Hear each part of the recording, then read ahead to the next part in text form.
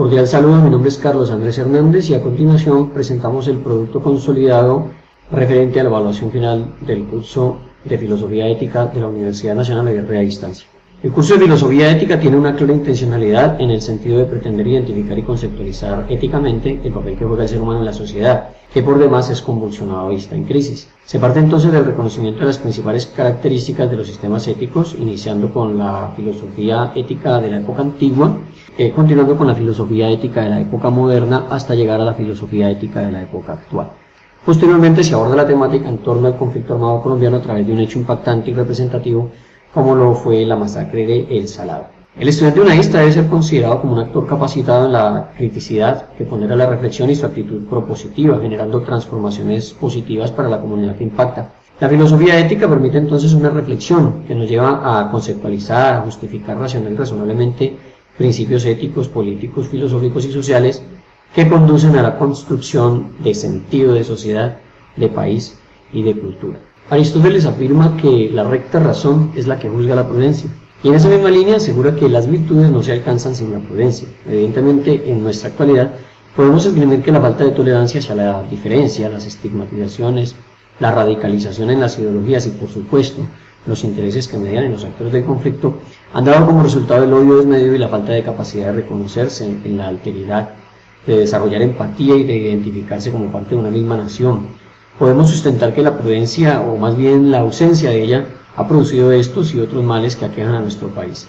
Al identificar las características alrededor de los aterradores hechos de la masacre de El Salado, se evidencia allí una estructura de causas sistemáticas presentes en la mayoría de actos terroristas, con dos bandos claramente identificados, guerrilla y paramilitares, y una fuerza armada del Estado que se inclina tradicionalmente por la ideología derecha, dando como resultado una confrontación en la búsqueda del poder en los territorios y en la supremacía de unos sobre otros. Está claro que ningún actor en el conflicto tiene como fundamento ético seguir a Aristóteles y actuar en términos prudentes y respetuosos. Desde que surgen las primeras reflexiones frente a la ética, los filósofos y escuelas ponderaron la necesidad del hombre por encontrar la felicidad, el bienestar, la inclinación a las cosas buenas, como diría Aristóteles. Sin embargo, no debemos olvidar que varios de estos importantes filósofos, en parte por su realidad contextual, en parte por su propio origen cultural, no reconocían la igualdad de los seres humanos, sino que era claro quiénes podían ser catalogados como ciudadanos y quiénes no.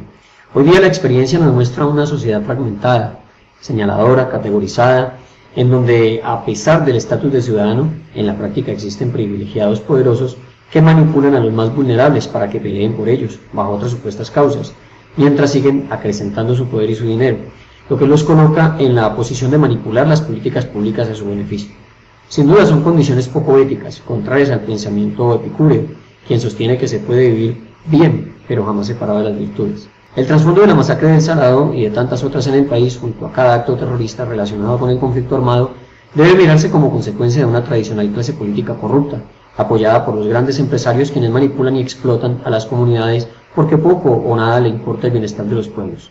Que la virtud del hombre consiste en la capacidad para manejar el Estado, asegura Platón. Es evidente que en Colombia la clase dirigente política adolece de dichas virtudes.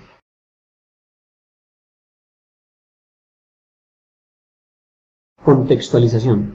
El Salado era el corregimiento más próspero del municipio del Carmen de Bolívar. Su economía giraba en torno del cultivo y proceso del tabaco. Era además una estratégica despensa agrícola en la región plana de los Montes de María. Contaba con acueducto, energía y alumbrado público, centro de salud, escuela primaria y colegio de bachillerato. Estas condiciones garantizaban una moderada calidad de vida muy valorada teniendo en cuenta el carácter rural de la zona. Muchos de sus logros se debieron a la autogestión, ya que sus líderes cívicos y sociales se organizaban para construir la infraestructura y obtener servicios en constante mejoramiento. ¿Será esta una razón de peso para que sus gentes fuesen estigmatizadas como simpatizantes y colaboradores de ideologías de izquierda? Bien se sabe que en nuestro país el hecho de promover el civismo y la autogestión se considera un gesto de reivindicación ante posiciones neoliberales y de derecha. El Salado ya contaba con al menos 7.000 habitantes y estaba próximo a elegirse como municipio. Contaba con 2 concejales en el Carmen de Bolívar y es preciso recordar que en sus veredas operaban los frentes 35 y 37 de las FARC, además de la columna Jaime Bateman Cayón del ELN. Esta presencia de grupos guerrilleros coadyuvó a la tan sonada estigmatización del Salado como fortín de la insurgencia. Esta presencia de grupos guerrilleros coadyuvó a la tan sonada estigmatización del Salado como fortín de la insurgencia. La presión hacia la guerrilla en esta zona era ejercida por el Frente Rito Antonio Ochoa de las Autodefensas Unidas de Colombia y por Ejército Nacional, incluido varios BAFIN, Brigada Fluvial de Infantería de Marina. En la ética de la modernidad se pueden observar algunas problemáticas que caracterizan la reflexión moral de la época. Básicamente se perciben las dos corrientes ideológicas que marcan la historia misma de la filosofía, la razón y la sensación o la emoción. Kant hace una apuesta por la instauración de una ley moral universal que deja de lado los constructos culturales, el contexto del sujeto moral. Por otra parte, ese racionalismo recibe una crítica a través de muchos autores contemporáneos o no con Kant. Hegel y Wittgenstein proponen perspectivas internas en las prácticas morales. Junto a Kant representan una filosofía racionalista moderna, una ética ceñida a lo universal y a lo público. En este sentido, no se separa lo justo de lo bueno. Sin embargo, en el contexto colombiano, tenemos una sociedad dividida a partir de la pluralidad de las valoraciones existentes. Así pues, cabían las propuestas antirrigurosas de Schiller, Reis, Nelson, Schopenhauer, Otto Appel, Habermas, entre otros, quienes defendían una ética más subjetiva, dependiente de la emoción y las subjetividades y en oposición al universalismo kantiano. La masacre causó la desaparición del pueblo y la destrucción de un proyecto de vida colectivo, disolución de las tramas sociales y culturales en las que se desenvolvía su proyecto de vida. Se truncó una posibilidad real de prosperidad, de constituirse en municipio. Se rompen los objetivos de una construcción colectiva, se pierde el norte de toda una comunidad. Los daños y las pérdidas materiales evidencian un trasfondo simbólico y afectivo, el abandono de las casas, el saqueo de bienes domésticos y de la ropa, desaparición de sus animales. Todo ello configurando sentimientos de injusticia y de rabia ante la pérdida de lo que simboliza el esfuerzo y la prosperidad.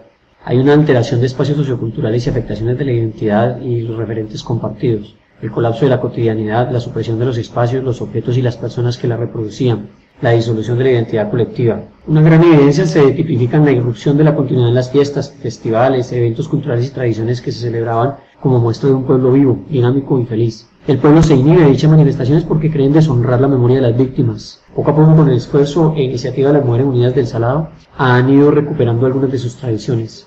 Hay sentimientos y expresiones alrededor del sufrimiento. Son diversos los daños en dependencia de las características de los sobrevivientes de la masacre, el género, la edad, la condición de testigo ocular de los actos de barbarie. Son comunes las crisis nerviosas, las alteraciones del sueño, la pena moral y, en general, los trastornos mentales y físicos que derivan en conflictos emocionales que se atenúan al encontrarse con realidades adversas en torno a sus derechos a la verdad, la justicia y la reparación, como también la falta de un verdadero duelo complementado con la aceptación de los hechos y el arrepentimiento por parte de los victimarios. En general, la invisibilidad de su condición de víctimas y la persistente estigmatización por parte de la sociedad y el Estado. Marcuse manifiesta que la relación del ser humano con los otros seres humanos y con la naturaleza se encuentra mediatizada por el desarrollo tecnológico, que incentiva la dominación, la cual se perpetúa mediante la tecnología. La tecnología, le da la legitimación al poder político, con ciertos visos de violencia, que domina todas las esferas de lo social, incluyendo lo cultural. Marcuse sostiene que la técnica y la ciencia en los países industrializados avanzados son la primera fuerza productiva, al igual que una forma de alienación ideológica que sirve de base de sustentación al poder. En el Salado, la estigmatización de toda una comunidad y la alianza del paramilitarismo con las fuerzas estatales produjeron una de las peores masacres en nuestro país. La propaganda derecha, a través de las maquinarias políticas que utilizaron los medios de comunicación, terminó hasta confundiendo a las mismas víctimas, quienes a veces se culpan a ellos mismos y desconocen la total culpa de sus victimarios. Un nuevo mundo es posible si se satisfacen los instintos fundamentales, dice Ávila 2006. Pero en el conflicto armado se puede evidenciar cómo los actores del conflicto y de toda la estructura detrás de ellos sostienen una lucha por satisfacer su sed de poder y de dinero. El trasfondo nos deja entrever una lucha por el territorio, lo que produce las acciones que buscan el desplazamiento forzoso y el establecimiento del dominio sobre grandes extensiones de tierra. Los instintos fundamentales de amor, paz, solidaridad, bien común, no están en los intereses de los violentos. A propósito de los procesos de paz, Jorgen expresa que el discurso representa una forma de comunicación más exigente que apunta más allá de las formas de vida concretas, en que las presuposiciones de la acción orientada al entendimiento se generalizan, abstraen y deslimitan, es decir, se extienden a una comunidad ideal de comunicación que incluye a todos los sujetos capaces de lenguaje y de acción. Colombia es un país de leyes, pero la normatividad no soluciona o garantiza la ausencia de conflictos. Para De la Cortina, el problema no radica en los vacíos legales, sino en el déficit moral.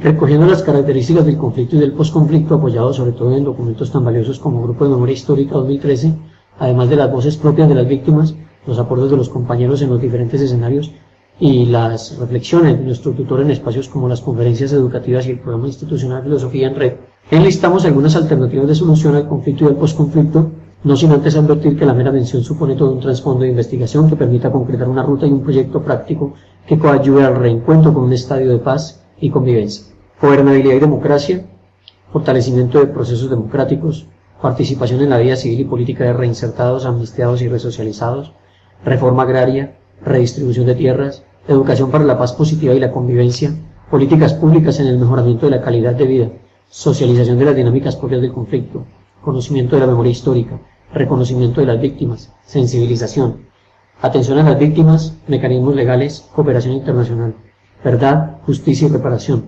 pedagogía del conflicto, recuperación de valores y procesos de espiritualidad.